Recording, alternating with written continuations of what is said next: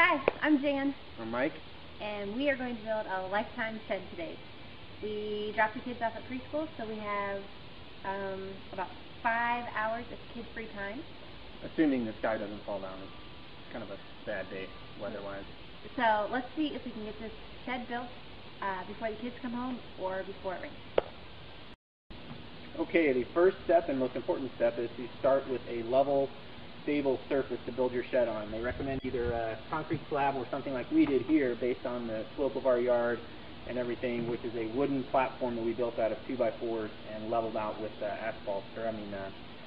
blocks there. So we want to start with a good stable surface as step number one.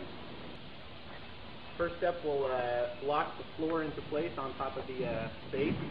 Again, if you grab that side there and kind of angle it up like I have it here, try to lock it in, and we're just going to come down so that it hopefully stays locked in like that. Step one, done. Step one complete.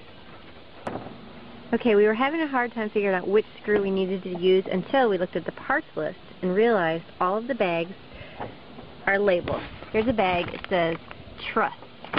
We look at the truss list, parts list, it says the TC screws in there. So that makes it a lot easier. So be sure and check your parts list when you're building. This is what I like to call idiot-proof. Part number and then front left. I can figure that out. First attempt at snapping one of the panels in. They each have a little tab there. There's two here on the front side. So we'll snap these into place. There's a wood block that comes with the set. And you want to put that underneath the flooring, under that one tab, just like Jan did there. And then guide that tab in, Jan. Are we in? Yep. And snap it into place. Got it. Did you hear it snap? Yep. Oh, really? Yep. Huh? Yep. Yep. Now we're going to move the wood block to the next tab and do the same thing. Huh? That was already. Got it. Definitely heard a snap. The panels snap in really easy. And then the screws go in really easy as well. There's pre-fit holes for everything. I think the key is a good drill, like the instructions talk about, with a adjustable torque to make sure you don't over tighten. We haven't done that yet, but I can see where that's definitely a key piece of advice. Screw it on in. There it is.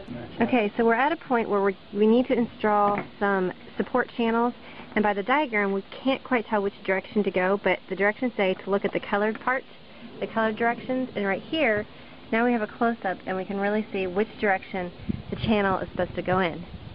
Color pictures are nice. So follow the color picture directions here, and we see that it goes right under this notch with the holes facing out. So it's very easy, and then we'll just screw it in with those pre-drilled holes there. Done.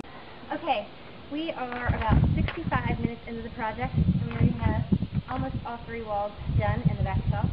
Pretty cool thing is you can actually put the window on either end, put ours on that end to get more sun. And we've actually figured out after that first corner that these do snap in. They actually make a snap sound, and it's really simple. It's kind of like Legos for grown-ups. Pretty fun, pretty easy. Okay, ready? Yep. You hear the snap? Okay. No. It's a little tricky at the end because it's getting heavier to lift the platform. Not too bad. Okay. And one more. Voila. That's it. Pretty simple. Okay, so the door end channel, this metal piece right here, slid right on with these little pieces here. There's a little channel that will just slide right on, so that goes real easy. The trick is really just to make sure these holes right here in this metal channel here are lined up so that you can see all the way through on either side, because these channel carriage bolts are going to go through the channel all the way to the other side and hold the little bracket right here for the door. And this just screws on real simply, so really not too bad, but took a little bit of time to read through the directions and make sure we did it right. We couldn't quite understand the diagram for this piece right here, but that's what the finished product should look like as far as how they go together. Okay, it took us about 40 minutes to assemble both doors and get all the hardware in place.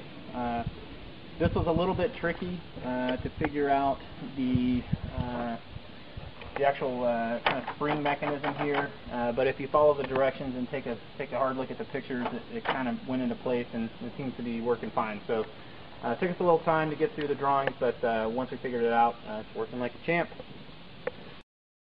Ready to hang the left door. Simply got to make sure the pin goes in the bushing.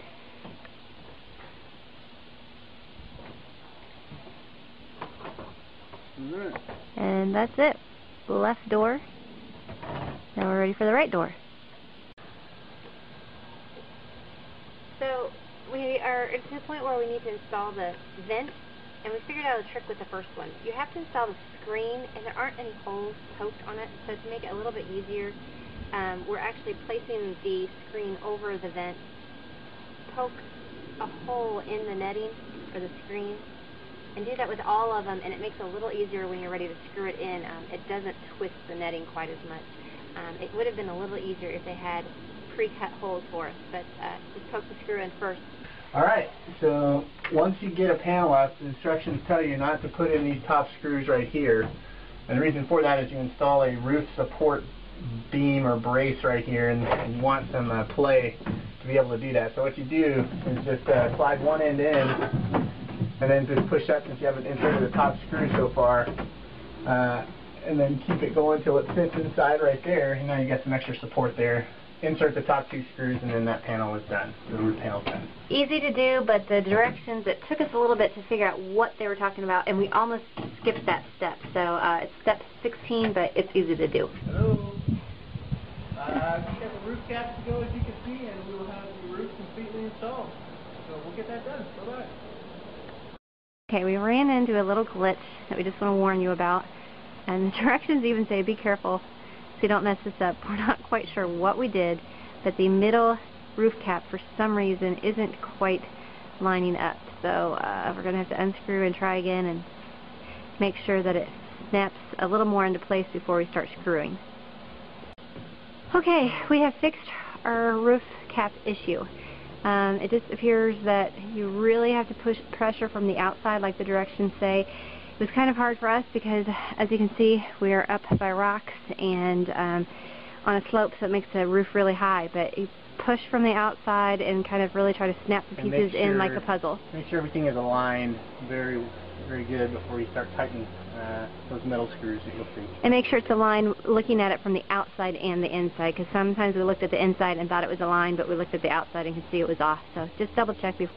We thought we had a problem. We're almost to the end, but check out the doors. They close. Yep, everything works fine. Doors close, as you see here. They're aligned. They look great. Good. But these little hinge pieces here lock into the floor and into the roof. This little piece. It didn't seem like it was going to go down far enough. It seemed like it was stuck right there. So close it and let's see, right? Oh, see, it just didn't reach. So we were doing that and we were having problems, but if you just push it down a little harder, it'll lock into place there, and then same thing on the top, lock into place there, and then now the doors work as they should. Ta-da! We're done! So lifetime's dead. And exactly 4 hours, 45 minutes. We had a slight lunch break. So we made it before the kids got done, and as you can see, we did it before it rained. And we are probably, kind of medium do-it-yourselfers, not... Exactly. We're your average homeowners. We took our time, read the directions. We didn't rush through things, but you probably could do it faster if you're a little bit more mechanically inclined. Things like the door handles took us a little bit more time, but all in all, pretty easy. Welcome to our shed. Do you want a tour? Okay, here's the tour. Mike's going to open the doors. A little bit of grass in there, but we got all the shelves up in the back. Shelves in the back. We are waiting to put the pegboard up until we fill the shed and know for sure where we want things. And we still do have to anchor the shed down. But we've got, if you can see, skylights and a light. Ready? Ready? Ready? Ooh. Oh! Ah! And we have plenty of space to put our lawnmower, wheelbarrow, weed eater, anything, you name it. That's a lifetime shed in our backyard by Mike and Jan.